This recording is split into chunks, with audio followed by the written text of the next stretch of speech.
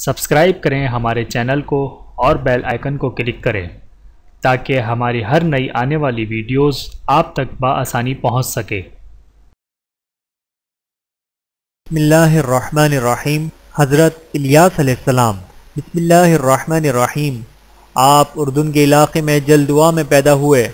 آپ کا ذکر قرآن کریم میں بھی ہے۔ اللہ تعالیٰ فرماتے ہیں، اور ہم نے یقیناً آپ سے پہلے بہت سے رسول بھیجے، ان میں سے کچھ تو وہ ہیں کہ ان کے حالات ہم نے آپ سے بیان کر دیے، اور بعض ان میں وہ ہیں جس کا بیان ہم نے آپ سے نہیں کیا۔ آپ کے زمانے میں جس بادشاہی کی حکمرانی تھی اس کا نام اخی اب یا احب تھا، اس کی بیوی کا نام ایزبل تھا۔ یہ بال نامی بت کی پوجا کرتی تھی۔ اس بادشاہ کا زمانہ 774 تا 854 ہے، یعنی حضرت عیسیٰ علیہ السلام سے 854 سال پہلے کا زمانہ تھا۔ اس بادشاہ کے زمانے میں غیر قوموں میں شادیاں ہوتی تھیں۔ اس طرح کوئی عورت اپنے ساتھ بال کی پوجا بھی لے آئی۔ رفتہ رفتہ یہ شرک ساری قوم میں پھیل گیا۔ بنی اسرائیل کے انبیاء کرام نے اس شرک کا مقابلہ پورے زور سے کیا۔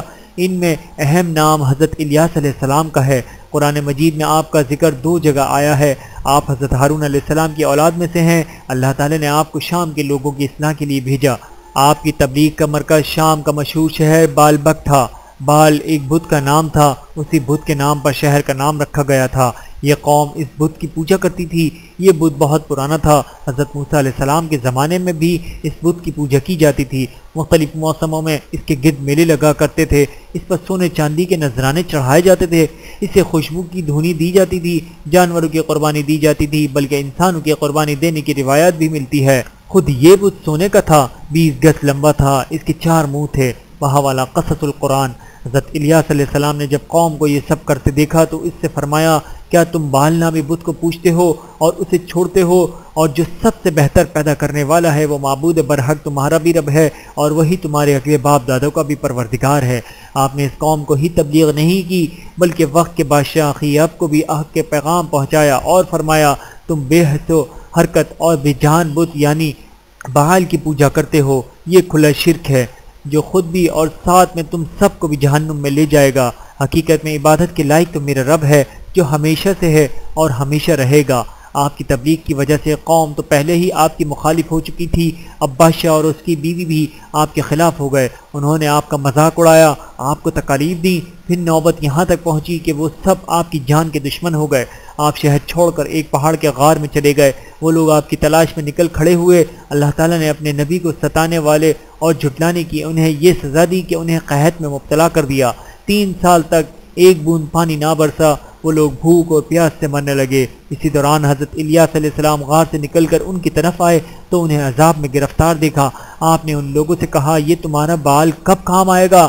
اس سے کہو بارش برسائے تاکہ تمہیں قحط کے عذاب سے نجات ملے۔ آپ کی بات سن کر ساری قوم بال کے سامنے ہاتھ جوڑ کر کھڑے ہو گئے، مگر وہ بے جان بت بارش کیسے برسا سکتا تھا؟